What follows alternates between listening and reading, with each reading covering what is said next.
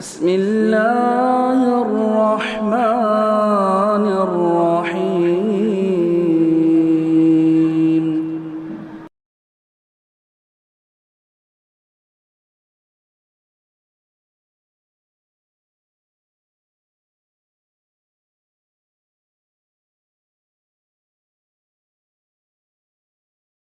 الحمد لله رب العالمين والصلاة والسلام على رسوله الأمين وعلى آله وصحبه أجمعين ومن تبعهم بإحسان إلى يوم الدين. أعوذ بالله من الشيطان الرجيم. واعلموا أنما غنمتم من شيء فأن لله خمسه وللرسول ولذي القربى واليتامى والمساكين وابن السبيل. رب اشرح لي صدري ويسر لي أمري واحلل عقدة من لساني يفقهوا قولي. سبحانك لا علم لنا إلا ما علمتنا إنك أنت العليم الحكيم. رب زدني علما نافعا. اللهم زدنا ولا تنقصنا وأكرمنا ولا تهنا وآتنا ولا تحرمنا وآثرنا ولا تؤثر علينا وارضنا وارض عنا. حاضرین جمعہ، حاضرین مجلس اور میرے دینی اور اسلامی بھائیوں، اللہ رب العالمین کا شکر اور احسان ہے کہ اس نے ہم سب کو اپنے گھر میں اور اس مبارک مجلس میں بیٹھنے کی توفیق بخشی تاکہ ہم آج کی تراویح میں پڑھے گئے پارے کی چند آیتوں کی تفسیر سمجھ سکیں، سن سکیں. اللہ رب العالمین ہمارے بیٹھنے کو قبول فرمائے.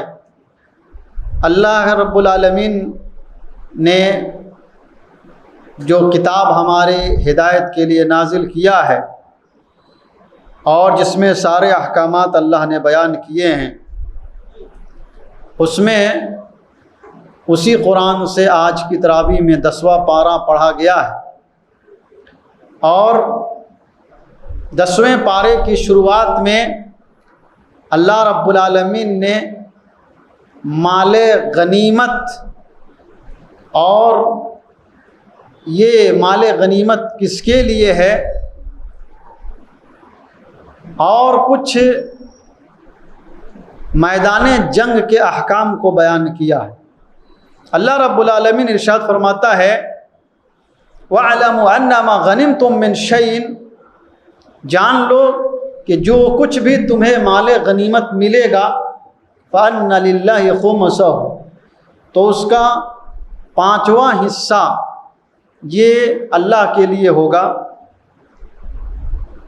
اللہ کے رسول صلی اللہ علیہ وسلم کے زمانے میں جب بھی کوئی جنگ ہوتی اور مال غنیمت حاصل ہوتا تو نبی صلی اللہ علیہ وسلم اس مال کو 4 حصہ جو مجاہدین ہوتے تھے ان کے درمیان تقسیم کر دیتے تھے اور صرف 5واں حصہ اپنے پاس رکھتے تھے. اس 5ویں حصے میں اللہ تعالیٰ نے 5 حصے بنائے ہیں، یعنی 5واں حصہ 1/5 جو نبی صلی اللہ علیہ وسلم کے پاس آتا، اس میں سے اللہ رب العالمین نے 5 حصہ مقرر کیا ہے. ایک ہے نبی صلی اللہ علیہ وسلم اپنی ضرورت کے لیے، اپنے گھر والوں کی ضرورت کے لیے اس میں سے ایک حصہ استعمال کرتے تھے. 1/5 کا ایک حصہ نبی صلی اللہ علیہ وسلم اپنے گھر کی ضروریات کے لیے استعمال کرتے، اور ایک حصہ اللہ نے رشتہ داروں کے لیے مقرر کیا. تیسرا حصہ 1/5 کا تیسرا حصہ یہ اللہ رب العالمین نے یتیموں کے لیے مقرر کیا، اور چوتھا حصہ مسکینوں کے لیے، اور 5واں حصہ یہ مسافروں کے لیے.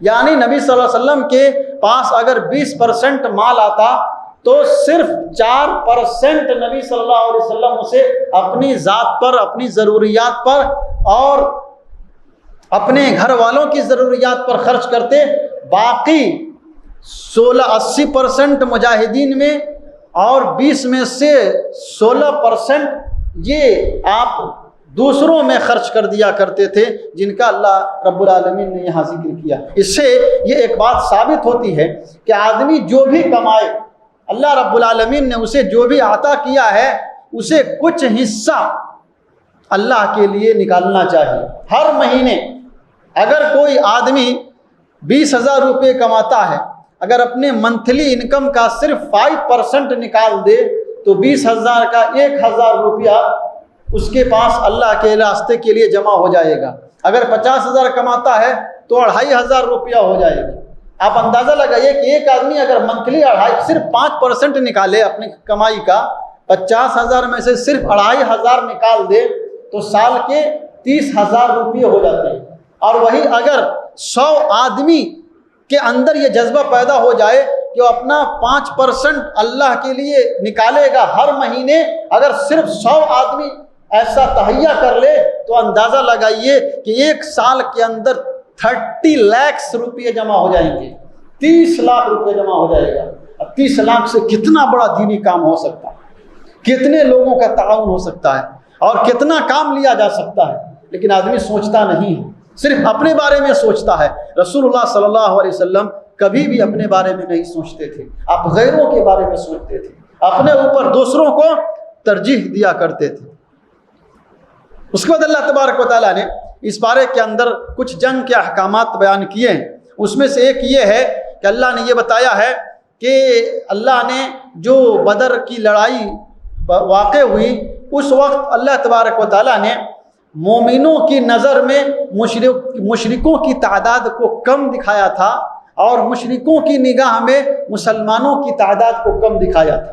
کیوں دکھایا تھا ابھی میں بتاؤں گا۔ اللہ رب العالمین نے بیان کیا وَإِذْ يُرِيكُمُوهُمْ إِذَا الْتَقَيْتُمْ فِي أَعْيُنِكُمْ قَلِيلًا، اللہ نے تم کو ان کی آنکھوں میں کم دکھایا، وَيُقَلِّلُهُمْ فِي أَعْيُنِهِمْ وَيُقَلِّلُهُمْ فِي أَعْيُنِهِمْ، اور اللہ رب العالمین نے انہیں تمہاری نظر میں کم دکھایا، ان کو تمہاری نظر میں کم دکھایا اور تم کو ان کی نظر میں کم دکھایا۔ مقصد کیا تھا؟ لِيَقْضِيَ اللَّهُ أَمْرًا كَانَ مَفْعُولًا، اللہ نے جو فیصلہ کیا ہے اور جو جنگ واقع ہونے کا اللہ کا فیصلہ ہے وہ واقع ہو کر کے رہے۔ اگر اللہ تعالیٰ ایسا نہیں کرتا، ہو سکتا ہے کہ اگر مسلمانوں کی نظر میں کافروں کی تعداد اللہ کم نہیں دکھاتا تو مسلمان ڈر جاتے، مرعوب ہو جاتے، گھبرا جاتے اور ان کے اندر ہیبت طاری ہو جاتی، ان کی ہمت پست ہو جاتی۔ اور اگر مشرکین کی نظر میں مسلمانوں کی تعداد اگر اللہ کم نہیں دکھاتا تو بڑی تعداد دیکھ کر کے وہ بھاگ جاتے۔ پھر جو اللہ کے رسول صلی اللہ علیہ وسلم نے خواب دیکھا تھا اور آپ نے صحابہ کرام کو کہا تھا کہ اللہ تعالیٰ تمہیں 2 چیزوں میں سے ایک چیز عطا کرے گا، یا تو تمہیں مال ملے گا یا پھر تمہیں شہادت نصیب ہوگی، یہ اللہ کے رسول صلی اللہ علیہ وسلم نے صحابہ کرام کو خوشخبری سنائی تھی۔ اگر ایسا اللہ نہیں کرتا اور لڑائی نہیں ہوتی تو نبی صلی اللہ علیہ وسلم کی بات جھوٹی ہو جاتی، ایک نبی صلی اللہ علیہ وسلم کی بات جھوٹی ہو جاتی اور دوسری اللہ نے جو فیصلہ کیا ہے وہ فیصلہ بھی غلط ہو جاتا، اور ایسا کبھی نہیں ہو سکتا ہے کہ اللہ رب العالمین کا فیصلہ غلط ہو جائے یا جناب محمد الرسول اللہ صلی اللہ علیہ وسلم جو کہیں وہ غلط ہو جائے۔ اس کو سچ کرنے کے لیے اللہ نے دونوں کو ایک دوسرے کی نگاہ میں کم دکھایا۔ پھر جب لڑائی ہونے لگی تو اللہ رب العالمین نے مسلمانوں کی تعداد کافروں کی نظر میں بڑھا دیا، پھر ان کے اوپر ہیبت طاری ہو گئی اور وہ شکست خوردہ ہو گئے اور وہ شکست کھا گئے۔ اسی طرح سے اللہ رب العالمین نے ایک بڑی پیاری بات یہ بتلائی ہے۔ لوگ یہ سوچتے ہیں کہ اسلام صرف قتل و غارت غری کا مذہب ہے، خالی لڑائی کا حکم دیتا ہے، خالی جنگ کا حکم دیتا ہے۔ ایسا نہیں ہے۔ اسلام نے ہمیشہ امن قائم کرنے کی کوشش کیا ہے۔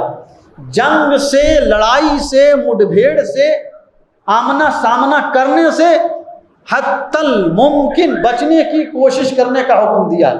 آدمی بچے، آدمی کبھی بھی دشمن کا مقابلہ کرنے کی آدمی تمنا نہیں کرے. لیکن اگر کوئی آدمی آ جائے مقابلہ کے لیے تیار ہو جائے تو ایسے وقت میں اللہ تعالیٰ کا حکم ہے کہ آدمی ثابت قدم رہے، پیچھے نہ ہٹے.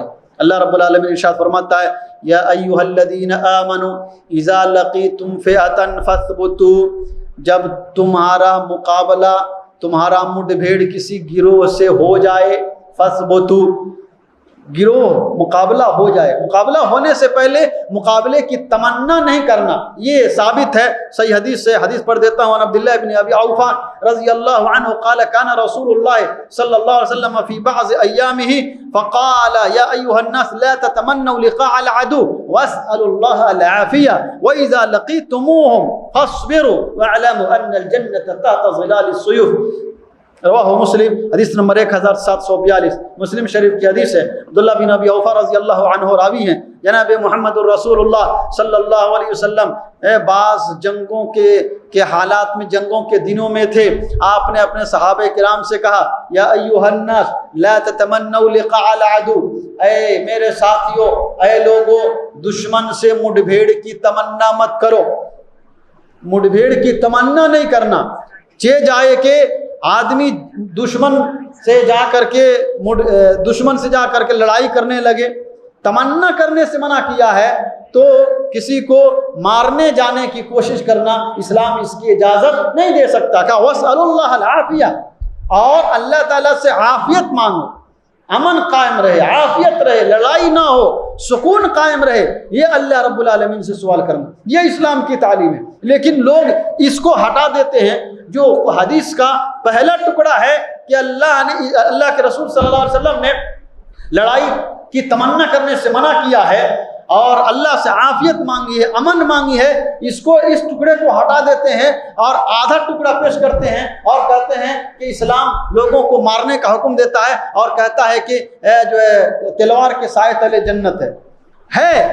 اللہ کے رسول صلی اللہ علیہ وسلم نے آگے کہا وَاسْأَلُوا اللَّهَ الْعَافِيَةَ وَإِذَا لَقِيتُمُوهُمْ فَاصْبِرُوا. لیکن اگر کوئی آدمی مقابلہ کرنے آئے، کوئی آدمی آپ کو مارنے آئے تو آپ کو چھوڑنا نہیں، آپ کو اپنا ڈیفنس کرنا ہے. اور ڈیفنس کرنے میں آپ کو ثابت قدم رہنا. وَإِذَا لَقِيتُمُوهُمْ فَاصْبِرُوا، جب مقابلہ ہو جائے تو پیچھے منہ پھیر کر کے نہیں بھاگنا ہے. فَاصْبِرُوا، ڈٹے رہنا، جمے رہنا. وَاعْلَمُوا أَنَّ الْجَنَّةَ تَحْتَ ظِلَالِ السُّيُوفِ، اور جان لو کہ جنت تلواروں کے سائے تلے. یہ اخیر میں ہے. جب لڑائی ہونے لگے تو منہ پھیر کر کے نہیں بھاگنا. چاہے آدمی مر جائے، شہید ہو جائے، یہ گوارا کر لے، لیکن پیٹھ پھیر کر کے نہ بھاگے. اپنی عزت کی حفاظت کرے، اسلام کی حفاظت کرے. اگر کوئی آدمی آپ کو مارنے کے لیے آتا ہے اور آپ کے بچوں کے اوپر حملہ کرتا ہے تو کیا آپ چھوڑ دیں گے؟ بولے کہ نہیں ٹھیک ہے ہمارے بچوں کو مار دو. نہیں، اسلام یہ تعلیم نہیں دیتا. اگر کوئی ایسا ظلم کرنے آتا ہے تو آپ اس کا ڈیفنس کیجیے. یہ اسلام کی تعلیم ہے. اسی لیے اللہ رب العالمین نے یہاں پر کہا وَإِذَا لَقِيتُمُوهُمْ فَاثْبِتُوا. جب اگر دشمن مقابلے کے لیے آ جائے تو ہمت نہیں ہارنا چاہیے. آدمی کو ثابت قدم رہنا. ثبات سے مراد ثبات قدمی بھی ہے اور ثبات قلبی بھی ہے. اس کے دل کے اندر بھی ثبات ہونی چاہیے اور اس کے پاؤں کے اندر بھی ثبات ہونی چاہیے. جب اس کا دل ثابت ہوگا تو اس کا قدم ثابت ہوگا. اگر اس کے دل کے اندر بیماری ہوگی تو پھر اس کا قدم ثابت نہیں ہو سکتا ہے، اس کا قدم نہیں جم سکتا ہے. اسی لیے جن لوگوں کے دل کے اندر بیماری تھی، منافقین اور جو یہودی جو ظاہری طور پر مسلمان ہو گئے تھے، جب بھی جنگ کی نوبت آتی وہ پیچھے ہٹ جاتے تھے. اس لیے کہ ان کے دل کے اندر ثبات نہیں تھا، ان کا دل ثابت نہیں تھا. تو اللہ رب العالمین نے یہاں پر دل کا بھی ثبات بتلایا ہے. دل کے اندر بھی ثابت یعنی استقرار ہونا چاہیے، ثبوت ہونا چاہیے، اور دل بھی مضبوط ہونا چاہیے اور پاؤں بھی مضبوط ہونا چاہیے اور آدمی کو ڈٹے رہنا چاہیے. اور دل مضبوط کب ہوتا ہے؟ جب آدمی اللہ کو یاد کرے گا. اسی لیے اللہ رب العالمین اس آیت کے آگے کہا وَاذْكُرُوا اللَّهَ كَثِيرًا، اور اللہ کو خوب یاد کرو. کیونکہ آدمی جب اللہ کو خوب یاد کرے گا تو اس کا دل مضبوط ہوگا، اور جب اس کا دل مضبوط ہوگا تو اس کا قدم بھی مضبوط ہوگا. اس کا پاؤں ڈگمگائے گا نہیں، اس کا پاؤں ہلے گا نہیں. اس کے آگے اللہ رب العالمین نے کہا لعلکم تفلحون، تاکہ تم کامیاب ہو جاؤ، واطیعوا اللہ ورسولہ، اس کے بعد اللہ نے کہا کہ اللہ اور اس کے رسول کی اطاعت کرو، چاہے جنگ کے میدان میں ہی کیوں نہ ہو۔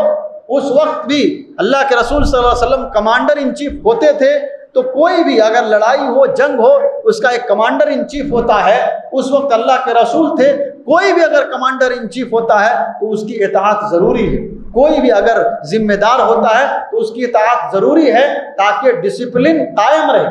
اور اگر کوئی اختلاف ہو جائے تو اختلاف سے بچنا چاہیے، ہر موڑ پہ اسلام نے اختلاف سے بچنے کی تعلیم دیا۔ آپ جھگڑا نہ کریں، نزاع مت کریں، اس لیے کہ جھگڑا کریں گے، میدان جنگ میں ہیں اور آپ جھگڑا کرنے لگے تو نتیجہ کیا ہوگا؟ اللہ رب العالمین نے کہا وَلَا تَنَازَعُوا فَتَفْشَلُوا وَتَذْهَبَ رِيحُكُمْ۔ مگر جھگڑا کریں گے، آج مسلمان کمزور کیوں ہے؟ آج دنیا میں مسلمان 1 ارب سے زیادہ ہے، کتنا؟ 1 ارب سے زیادہ ہے، اور یہودی پوری دنیا کے اندر 1 کروڑ بھی نہیں ہے، اور پوری دنیا پر یہودیوں کا تسلط ہے، یہودیوں کا قبضہ ہے۔ کیوں؟ اس لیے کہ مسلمان اتنی بڑی تعداد میں ہونے کے باوجود کل حزب بما لدیہ فرحون، ہر آدمی اپنے میں مگن ہے، ہر آدمی بٹا ہوا ہے، مسلمان آپس میں ٹکڑے ٹکڑے میں بٹے ہوئے ہیں۔ نتیجہ کیا ہے کہ ہر وقت ہر جگہ پہ ذلیل ہو رہے ہیں۔ اللہ نے یہاں پہ یہی بتایا وَلَا تَنَازَعُوا، جھگڑا نہیں کرنا، نزاع مت کرنا، فَتَفْشَلُوا، تم کمزور پڑ جاؤ گے، شکست کھا جاؤ گے، دشمن تمہارے اوپر غالب آ جائے گا، وَتَذْهَبَ رِيحُكُمْ، تمہاری ہوا اکھڑ جائے گی، تمہاری ہوا نکل جائے گی، پھر تمہیں کامیابی نہیں ملے گی۔ اور اگر کسی مسئلے میں جھگڑا ہو بھی جائے وَاصْبِرُوا، تو اس کے حل کا طریقہ یہ ہے کہ صبر کرنا، چاہے آپ کے من کے خلاف ہی وہ بات کیوں نہ ہو، آپ اس پر صبر کر لیجئے اور اس مسئلے کو وہیں پر دبا دیجئے۔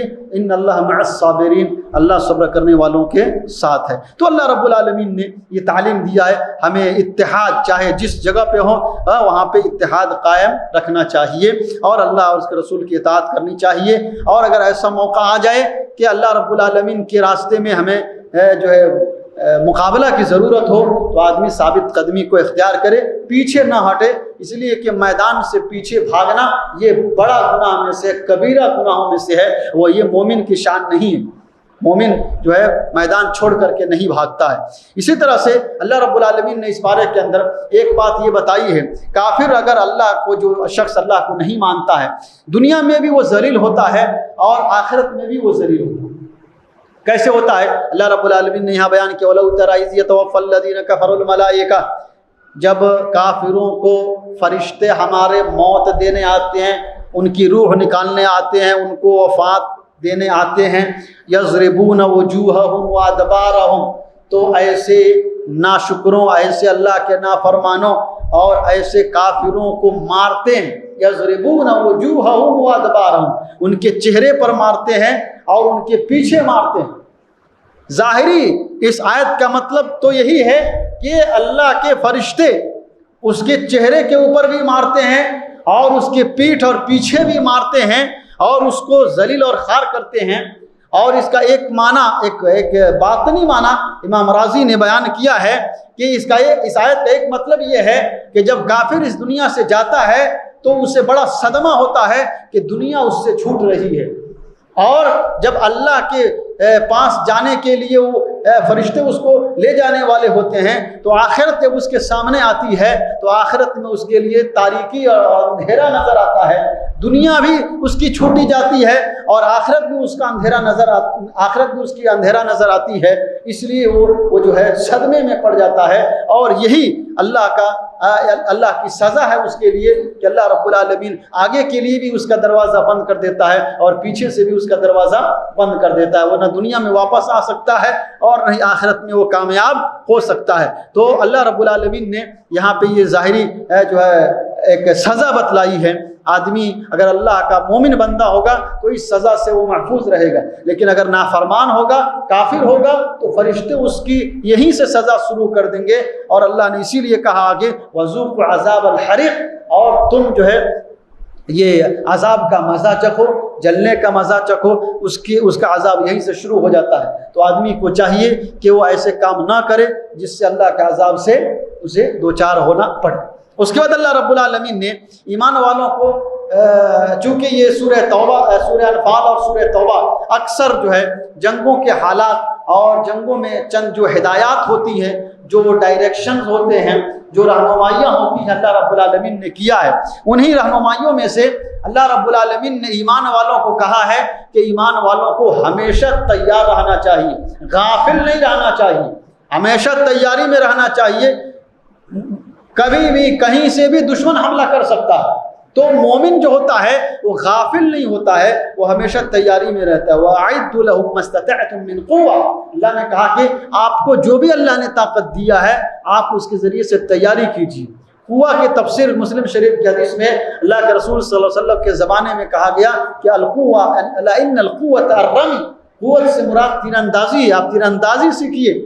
اس زمانے میں تیر اندازی، آج کے زمانے میں جو ہے بندوق ہے، میزائل ہے، ٹینک ہے، یہ مشینیں ہیں، یہ ساری چیزیں ہیں۔ تو آدمی کو ان سب کے چلانے کا بھی طریقہ سیکھنا چاہیے اور تیار رہنا چاہیے، تاکہ دشمن کبھی حملہ کرے تو آدمی کمزور نہ پڑے۔ ہاں، لیکن اللہ نے ایک بڑی پیاری بات بتلائی ہے اسی آیت کے بعد کہ جو لڑائی ہوتی ہے اسلام کی، اس میں طاقت کا مظاہرہ مقصد نہیں ہوتا ہے۔ مقصد یہ ہوتا ہے کہ امن قائم ہو، مسلمان سکون کے ساتھ اللہ کی عبادت کر سکیں، اللہ کا کلمہ بلند ہو، یہ مقصد ہوتا ہے۔ اور اگر کوئی آدمی لڑائی نہیں کرنا چاہتا تو اسلام کبھی یہ نہیں کہتا ہے کہ آپ جا کر کے اس سے لڑائی کیجیے۔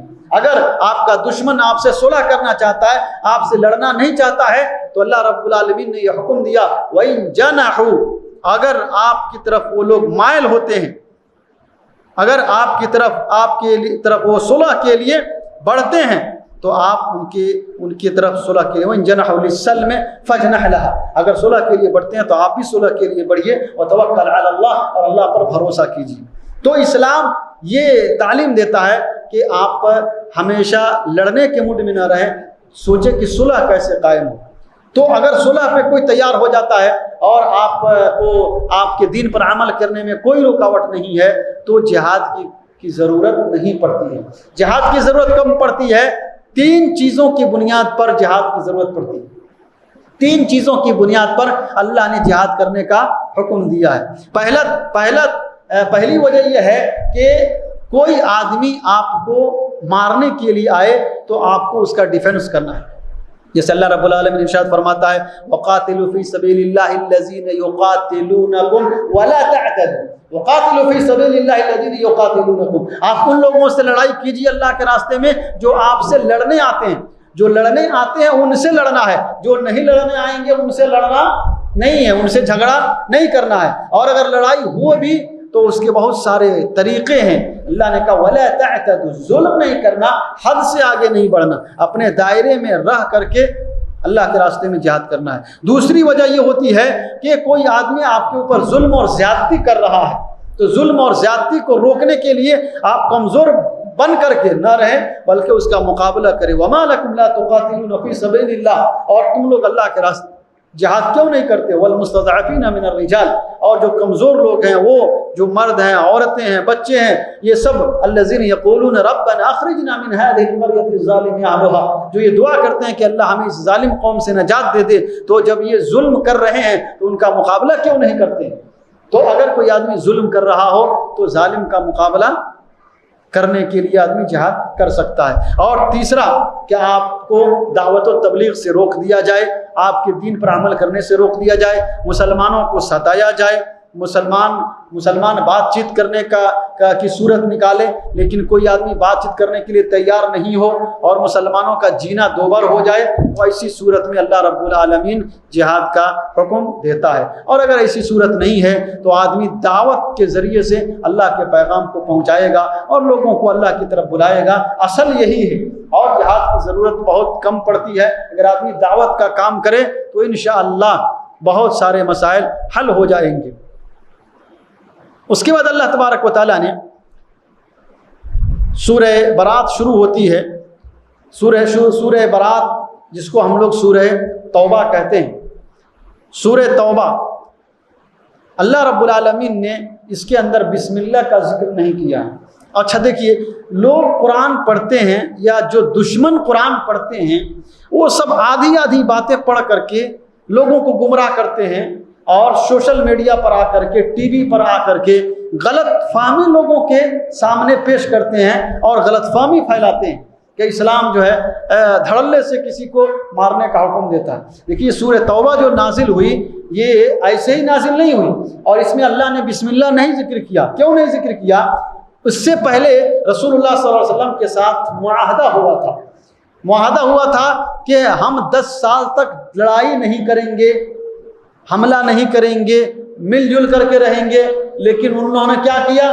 اس وعدے کو توڑ دیا۔ جو صلح ہوئی تھی جن شرائط پر، ان کو خود انہوں نے توڑ دیا اور مسلمانوں کو قتل کرنا شروع کر دیا۔ تو اللہ رب العالمین نے سورہ توبہ نازل فرمائی، اور اس میں بسم اللہ نازل نہیں فرمایا، کہا براءۃ من اللہ، ڈائریکٹ اللہ نے کہا براءۃ من اللہ ورسولہ، اللہ کی برات ہے، اللہ اور اس کے رسول کی برات ہے ان مشرکوں سے، کافروں سے جنہوں نے وعدہ کیا تھا اور انہوں نے وعدہ کو توڑ دیا۔ تو انہوں نے وعدہ کو توڑ دیا، تو اللہ نے یہ تعلیم دے کر کے بھیجا بغیر بسم اللہ کے۔ عربوں کے اندر یہ رواج تھا کہ اگر کوئی آدمی کوئی معاہدہ توڑتا، کوئی ایگریمنٹ توڑتا، تو وہ اس میں بسم اللہ نہیں لکھتا تھا۔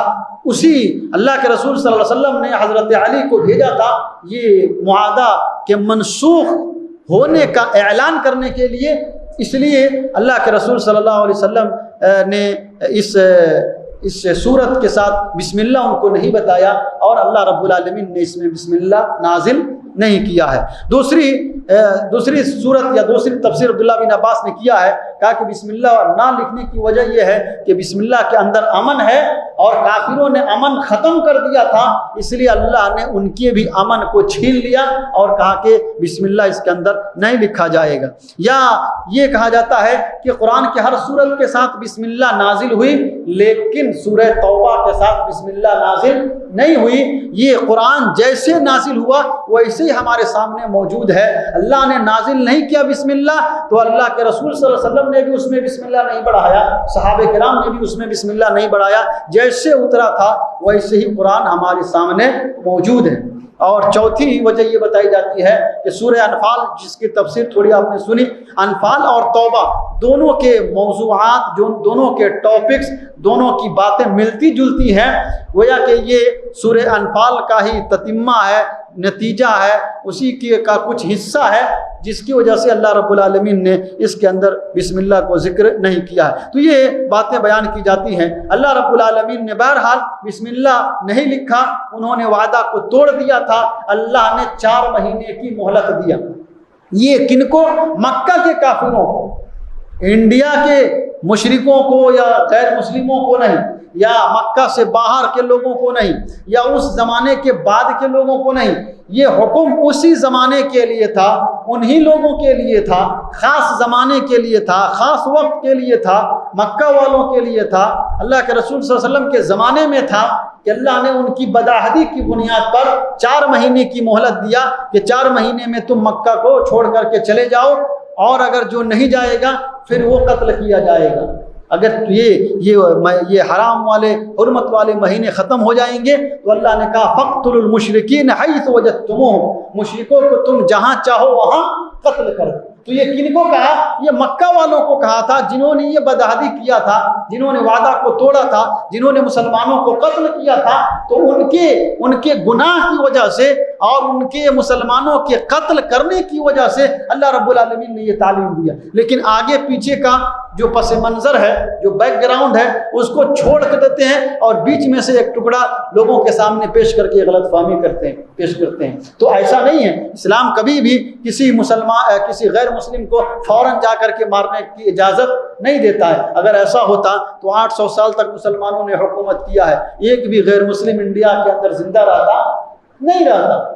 تو اسلام اس کی اجازت نہیں دیتا۔ اچھا، اس وقت بھی دیکھیے، اس وقت بھی جس آدمی کو قتل کرنے کا حکم اللہ تعالیٰ نے دیا ہے، اگر وہ آ کر کے آپ کے پاس امن مانگتا ہے تو اللہ نے یہ نہیں کہا کہ اس کو پھر قتل کر دینا. اسی کے بعد اللہ رب العالمین نے کہا وَإِنْ أَحَدٌ مِّنَ الْمُشْرِكِينَ اسْتَجَارَ فَأَجِرْهُ حَتَّى يَسْمَعَ كَلَامَ اللَّهِ. اگر کوئی مشرک تمہارے پاس آتا ہے پناہ مانگنے کے لیے، شرن مانگنے کے لیے، تو تم اسے پناہ دے دو، اپنے شرن میں اسے لے لو، اس کی جان اور عزت اور مال کی حفاظت کرو. حتی یسمع کلام اللہ، یہاں تک کہ وہ اللہ کا کلام سنے. صرف پناہ ہی میں نہیں رکھو بلکہ جنگی حالات ہیں تو اگر وہ تمہارے پاس سے جائے گا تو کہیں لوگ اس کو مار دیں گے. اللہ نے اس وقت بھی غیر مسلم کی جس کی جان کی پناہ دی گئی، اس کی جان کی حفاظت کی تعلیم دینے کے لیے صحابہ کرام کو حکم دیا ثم ابلغہ مأمنہ، پھر اس کے منزل مقصود تک پہنچا دو، اس کے امن کی جگہ تک پہنچا دو، لے جا کر کے اسے چھوڑ کر کے آؤ.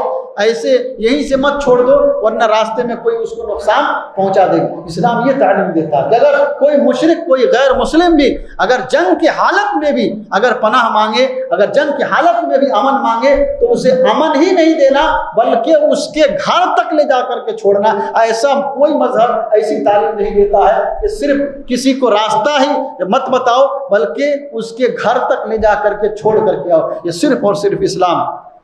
لیکن لوگوں نے اسلام کے خلاف غلط میسج پھیلایا ہے اور غلط باتوں کو، اسلام کے متعلق جو غلط فہمیاں ہیں، غلط چیزیں ہیں، اس کو لوگوں کے سامنے پیش کر کے اسلام کو بدنام کرنے کی کوشش کیا ہے. تو ضرورت ہے کہ آپ سمجھیں کہ ان آیتوں کے نازل ہونے کا پس منظر کیا ہے اور اللہ تعالیٰ بتانا کیا چاہتا ہے اور ہم کو کرنا کیا چاہیے.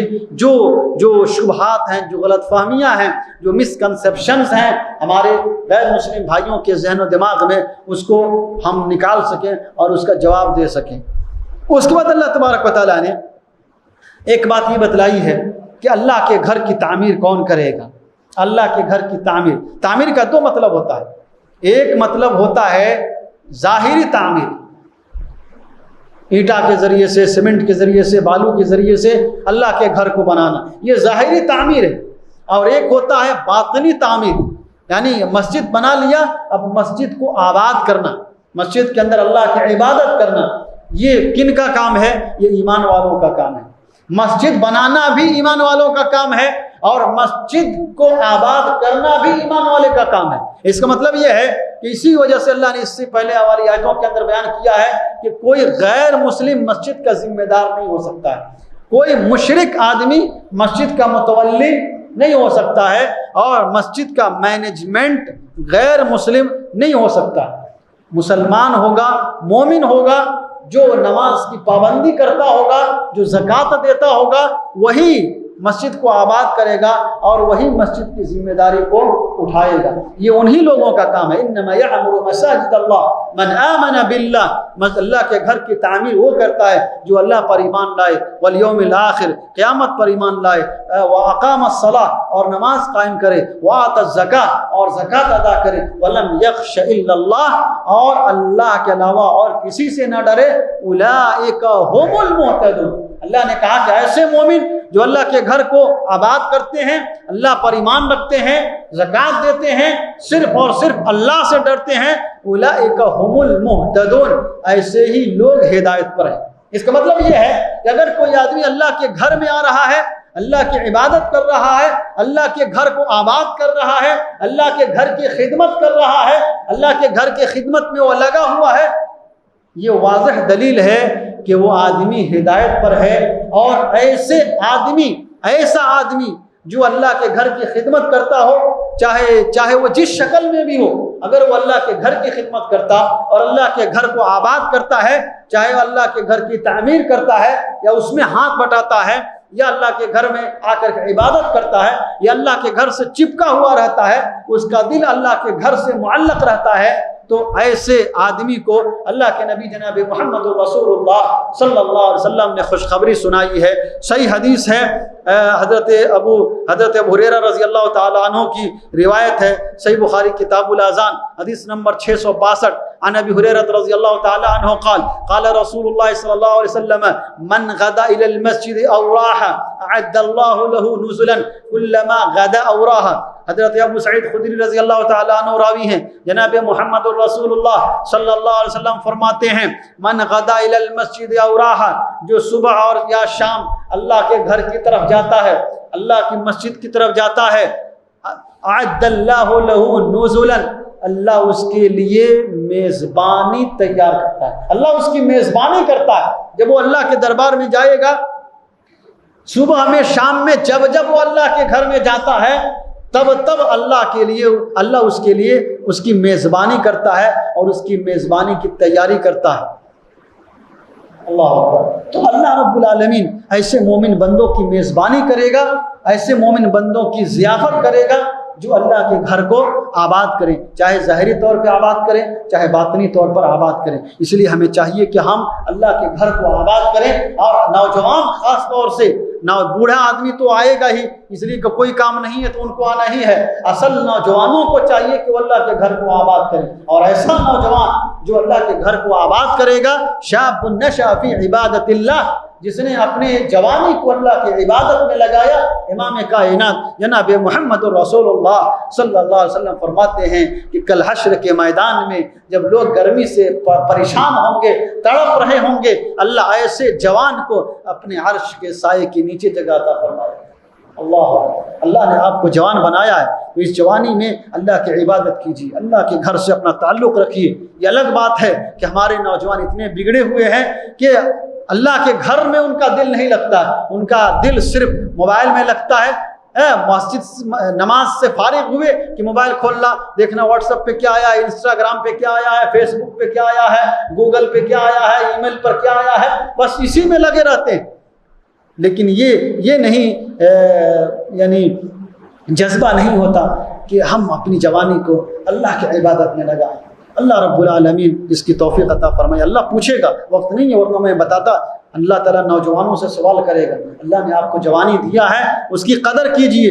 بوڑھے لوگ تو بوڑھے ہو جاتے ہیں تو اللہ کے گھر میں آتے ہی ہیں، اصل نوجوانوں کا جڑنا یہ بہت ضروری ہے، اور جوانی کے عالم میں جو عبادت کی جاتی ہے، صحت مندی کی حالت میں جو عبادت کی جاتی ہے، وہ اللہ کو بہت پسند ہے، وہ اللہ کو بہت پسند ہے۔ تو آدمی کو چاہیے کہ وہ ایسی حالت میں اللہ کی عبادت کرے۔ اگر اللہ سے اس کو محبت ہے تو ساری دنیا پر اللہ اور اس کے رسول کو ترجیح دے، دنیا والے روٹھ جائیں کوئی حرج کی بات نہیں ہے، اللہ اور اس کے رسول نہیں روٹھنا چاہیے۔ لیکن ہمارا معاملہ الٹا ہے کہ اللہ اور اس کے رسول روٹھ جائیں لیکن ہماری جورو نہیں روٹھنی چاہیے، ہمارا بھائی نہیں روٹھنا چاہیے۔ ہم دنیا والوں کو خوش کرنے کے چکر میں رہتے ہیں لیکن یہ نہیں چاہتے کہ ہمارا رب راضی ہو جائے۔ اگر اللہ راضی ہو جائے تو سارے دنیا والے خوش ہو جائیں گے، لیکن اگر رب ناراض ہو جائے تو کتنا بھی آپ دنیا والوں کو خوش کرنے کی کوشش کریں گے وہ خوش ہونے والے نہیں ہیں۔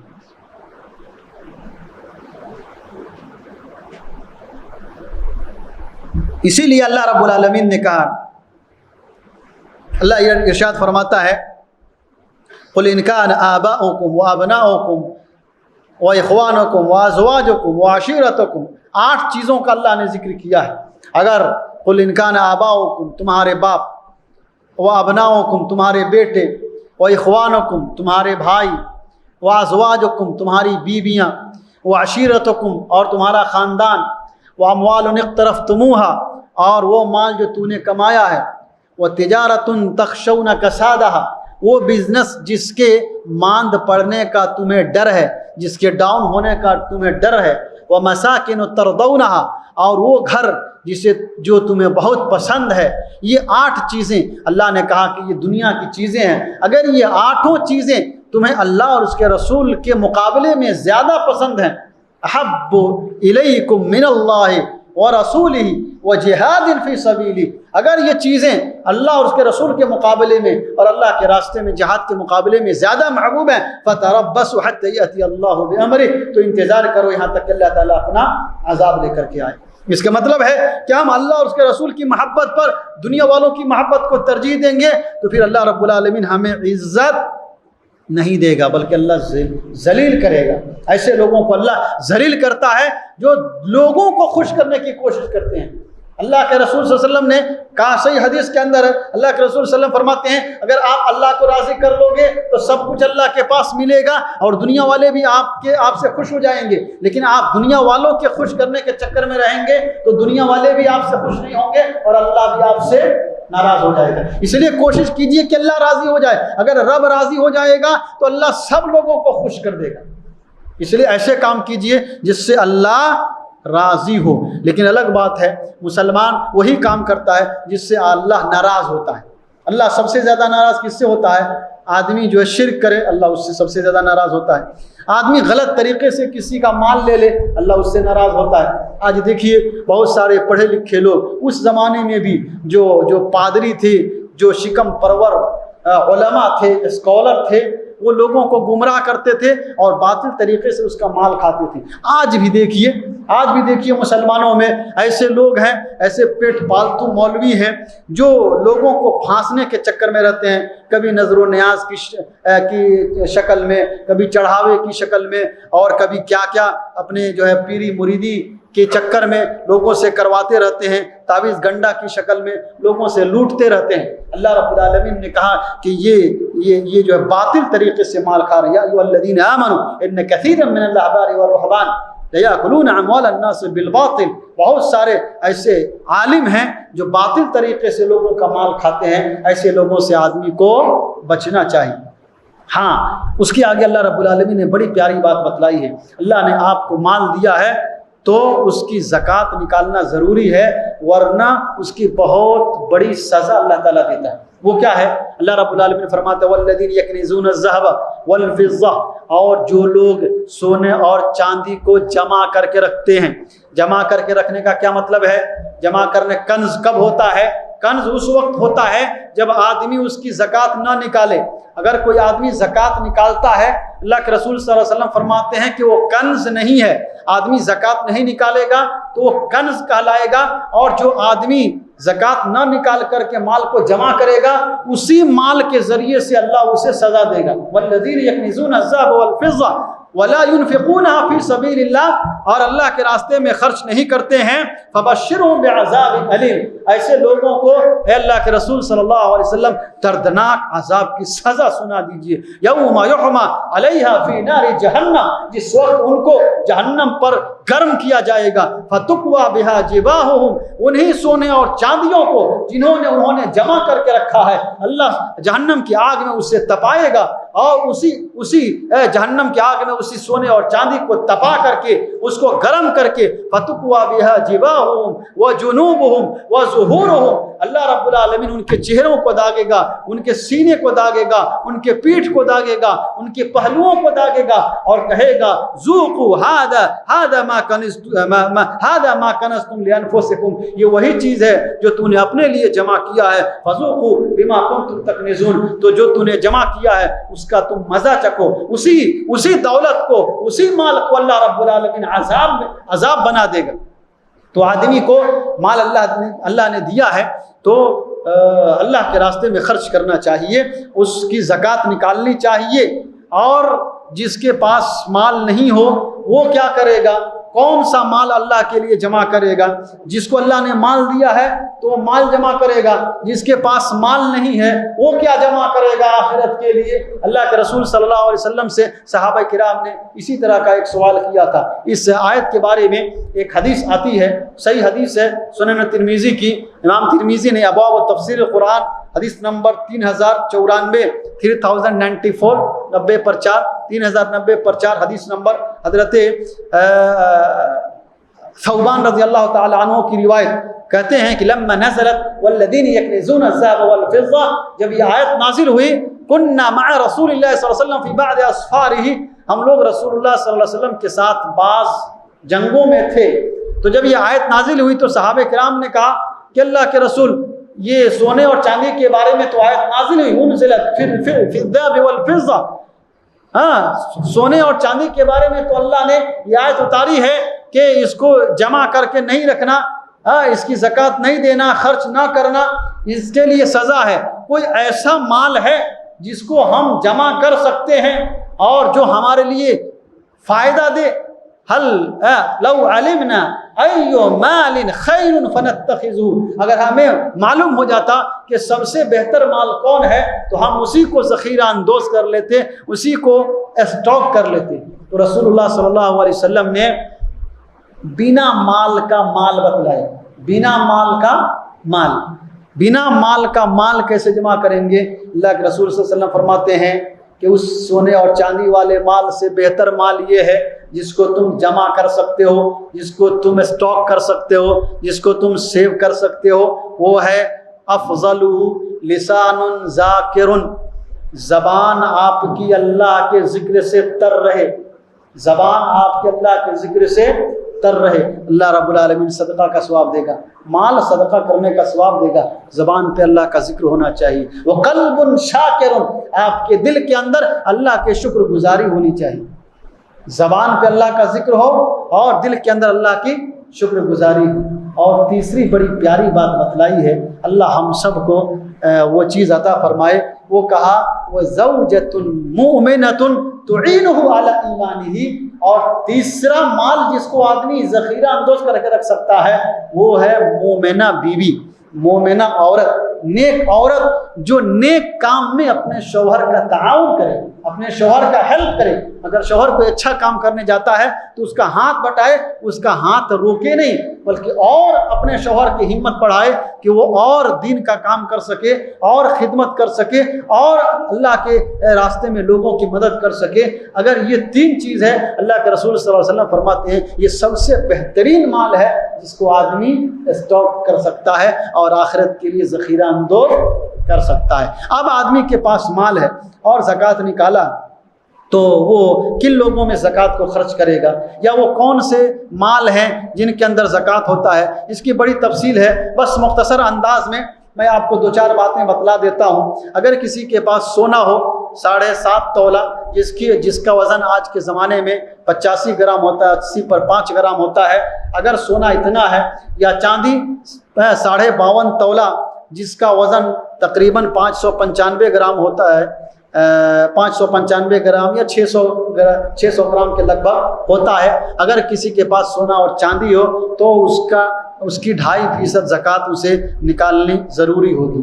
اسی طرح سے اگر کوئی آدمی کرائے پر اپنا گھر دیا ہو یا گاڑی دیا ہو یا زمین دیا ہو، تو اگر کرائے پر اپنے گاڑی کو، زمین کو یا گھر کو لگایا ہو تو اس پر کوئی زکوٰۃ نہیں ہے، لیکن اگر وہ کرایہ چاہے گاڑی کا ہو، چاہے گھر کا ہو، چاہے زمین کا ہو، اگر اس کے پاس آتا ہے اور اس کو ہر مہینے جمع کرتا ہے اور جمع ہوتے ہوتے سال پورا ہونے تک اتنا ہو جاتا ہے کہ اس کے اندر زکوٰۃ واجب ہو، تو شروع مہینے سے لے کر کے آخر مہینے تک جو بھی جمع ہوا ہے ان سب پہ اس کو 2.5% زکوٰۃ ادا کرنی ہوگی۔ اسی طرح سے اگر خرچ ہو جائے تو کوئی زکوٰۃ نہیں ہے، لیکن جمع ہے تو اس کے اوپر زکوٰۃ ہے۔ اسی طرح سے اگر کوئی آدمی پلاٹ خریدتا ہے یا فلیٹ خریدتا ہے، اس نیت سے خریدتا ہے کہ ہم اس کو بعد میں بیچ دیں گے، اگر اس نیت سے خریدتا ہے اور اس میں رہتا نہیں ہے تو ایسی صورت میں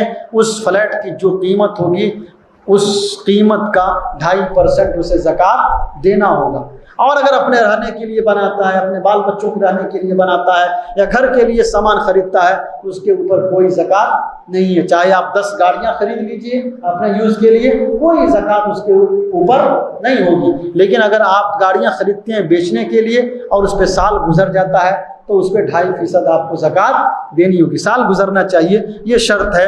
یا تجارت ہے، بزنس کرتے ہیں، آپ کے دکان ہے، کپڑے کی دکان ہے، کاسمیٹک کی دکان ہے یا زیورات کی دکان ہے، کسی بھی چیز کی دکان ہے، دکان کے اندر جو مال آپ کا ہے، تجارت کا مال ہے، یا آپ گاڑی بناتے ہیں، کچھ بناتے ہیں، موٹر بناتے ہیں، تیار کرتے ہیں، بنا کر کے اسٹاک میں رکھے ہوئے ہیں، فیکٹری ہے آپ کی، مال بنا کر کے تیار ہے، سال گزر گیا ابھی تک وہ مال پڑا ہوا ہے، تو چاہے آپ مال جو تیار کر رہے ہیں یا دکان میں جو سامان ہے، سال بھر گزرنے کے بعد اس دکان کے اندر جو مال ہے اس کا ایک اندازہ لگائیے کہ کتنے کا مال ہو سکتا ہے، اور اتنے مال کی زکوٰۃ 2.5% کے حساب سے آدمی نکال دے، یہ ضروری ہے۔ اور جب زکوٰۃ نکال دے تو 8 قسم کے لوگ ہوتے ہیں جن پر اسے خرچ کیا جائے گا۔ اللہ نے اس کے اندر بیان کیا ہے۔ اس کو بتا کر کے بات ختم کر دیتا ہوں۔ مستحقین زکوٰۃ کون لوگ ہیں؟ ایک اللہ نے کہا انما الصدقات للفقراء، فقیر لوگ ہیں۔ فقیر کون ہوتا ہے؟ شیخ ابن عثیمین اور شیخ ابن باز رحمہم اللہ دونوں نے جو ہے فقیر کی یہ تعریف کیا ہے کہ فقیر وہ ہوتا ہے جس کے پاس کچھ نہیں ہو۔ فقیر وہ ہوتا ہے جس کے پاس کچھ نہیں ہو۔ المسکین هو الفقیر الذي لا يجد کمال الکفایہ والفقیر الشدید الحاجہ، وہ فقیر ہوتا ہے جس کے پاس جو بہت زیادہ ضرورت مند ہو اور لا شیء عنده، اس کے پاس کوئی چیز نہیں ہو تو وہ فقیر ہوتا ہے۔ اور مسکین وہ ہوتا ہے جس کے پاس کچھ ہو لیکن اتنا نہ ہو جس سے اس کے سال بھر کا خرچ ہو جائے، یا مہینے کی اس کی اتنی کمائی نہیں ہو جس سے اس سے گھر والوں کی ضرورت پوری ہو جائے۔ تو کچھ مال تو ہے لیکن ضرورت کے لیے کافی نہیں ہے، تو اس کو مسکین کہا جاتا ہے۔ یا وہ آدمی جس کی کمائی ضرورت کے لیے کافی نہیں ہے لیکن پھر بھی وہ لوگوں سے مانگتا نہیں، الذی یتعفف، لوگوں کے سامنے ہاتھ کو نہیں پھیلاتا ہے، تو ایسا آدمی حقدار ہے کہ اسے زکوٰۃ دیا جائے۔ تو ایک آدمی جس کے پاس کچھ نہیں ہو اور ایک آدمی کچھ ہو لیکن اس کے لیے کافی نہیں ہو تو اس کو آدمی زکوٰۃ کا مال دے سکتا ہے۔ تیسرا ہے والعاملین علیہا، اگر کوئی آدمی زکوٰۃ پر ذمہ دار بنایا گیا ہو، جیسے زکوٰۃ کی وصولی کرنا یا زکوٰۃ کی دیکھ ریکھ کرنا، تو ظاہر ہے کہ آدمی اس میں اپنا 24 آورز دے گا، محنت کرے گا، تو اس کا بھی اسی زکوٰۃ میں سے اس کو مال دیا جائے گا۔ جو وہ کام کر رہا ہے اس کا حصہ، اس کا بدلہ اسی زکوٰۃ کے مال میں سے اس کو دیا جائے گا۔ تیسرا۔ چوتھا ہے والمؤلفۃ قلوبہم، کوئی آدمی اگر نیا مسلمان ہوا ہے تو اس کے دل کو دلجوئی کے لیے اور اس کی پریشانی کو دور کرنے کے لیے زکوٰۃ کا مال دیا جا سکتا ہے۔ چوتھا۔ پانچواں ہے وفر رقاب، کوئی آدمی اگر جیل کے اندر بند ہے، قید اور بند کے اندر زندگی گزار رہا ہے، کوئی راستہ نہیں ہے اس کے نکالنے کا، تو آپ زکوٰۃ کے مال کے ذریعے سے تعاون کر کے اس کی رہائی کا ذریعہ پیدا کر سکتے ہیں، گردن کو آزاد کرنا۔ چھٹا ہے والغارمین، ایسا آدمی جو قرض کے اندر ڈوبا ہوا ہو اور قرض کو ادا کرنے کی صلاحیت اس کے پاس نہ ہو، تو آدمی اس کا زکوٰۃ کے ذریعے سے ہیلپ کر سکتا ہے اور اس کے قرض کی ادائیگی میں اس کی مدد کر سکتا ہے۔ ساتواں ہے وفی سبیل اللہ، اللہ کے راستہ بہت کشادہ ہے، چاہے وہ دینی کام ہو، چاہے وہ دعوتی کام ہو، چاہے وہ مدرسے کا کام ہو، تو اس میں آدمی جو ہے زکوٰۃ کا مال دے سکتا ہے۔ آپ زکوٰۃ کا مال دعوت کے کاموں میں لگا سکتے ہیں، دینی کاموں میں لگا سکتے ہیں، دعات کی بحالی میں لگا سکتے ہیں۔ آپ داعیوں کو بحال کیجیے اور جگہ جگہ پہ دعوت کا کام کیجیے زکوٰۃ کے پیسے سے، آپ یہ فی سبیل اللہ میں آتا ہے۔ یہاں تک کہ اگر کسی آدمی کو اگر آپ حج یا عمرہ بھی کرانا چاہتے ہیں تو زکوٰۃ کے مال سے کرا سکتے ہیں، یہ جائز ہے، یہ بھی فی سبیل اللہ۔ اور آٹھواں وابن السبیل، اللہ نے کہا کہ آٹھواں ہے مسافر، ایسا مسافر جو آپ کے پاس آتا ہے اور اس کے پاس کرایہ نہیں ہے، اس کے منزل تک جانے کا پیسہ اس کے پاس نہیں ہے، تو اس کی مدد آپ زکوٰۃ کے مال کے ذریعے سے کر سکتے ہیں۔ یہ کل 8 قسم کے لوگ ہیں جن پر زکوٰۃ کا مال خرچ کیا جاتا ہے۔ ان کے علاوہ اگر ایسا کوئی آدمی نہیں ہے تو اس پر زکوٰۃ کا مال خرچ کرنا جائز نہیں ہے۔ اگر یہ سارے لوگ مل جائیں تو آپ تھوڑا تھوڑا سب لوگوں کے اوپر خرچ کر سکتے ہیں، اگر کچھ ملتے ہیں تو آپ کچھ پہ خرچ کر سکتے ہیں، جتنا آپ سے ہو سکے ان 8 قسموں میں سے لوگوں پر آپ کو خرچ کرنا چاہیے۔ اللہ رب العالمین ہم سبوں کو ان باتوں پر عمل کرنے کی توفیق عطا فرمائے۔ اللہ رب العالمین ہم سب کے ہر چھوٹے بڑے عمل کو قبول فرمائے۔ اللہ رب العالمین ہمارے ہر عمل کو قبول فرمائے، ہماری نمازوں کو قبول فرمائے، ہمارے روزے کو قبول فرمائے، ہماری زکوٰۃ و صدقات کو قبول فرمائے۔ اللہ رب العالمین ہم سب کو جہنم کی آگ سے بچائے اور ہمیں جب تک زندہ رکھے اسلام اور ایمان پر، اور خاتمہ دے تو خاتمہ بالخیر عطا فرمائے۔